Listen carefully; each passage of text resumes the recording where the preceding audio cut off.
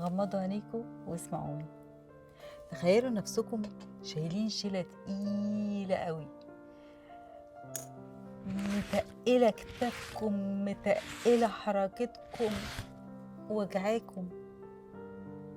وتخيلوا ان انتوا فجأة قررتوا تشيلوا الحمل ده من على كتافكم، تنزلوه، تهبدوه على الارض. تخيلوا بقى ان الحمل اللي انتوا شايلينه ده هو احساسكم وزعلكم من غيركم.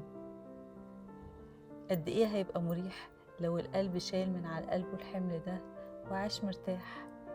وده مش معناه ان اللي قدامكم ممكن يكون مستاهل ان انتوا تسامحوا، ده معناه ان روحكم تستاهل تعيش مستريحة. الراحة دي اللي انتوا هتدوها لنفسكم مش معناها ان احنا هنرجع لورا. افتحوا عينيكم لو جاهزين.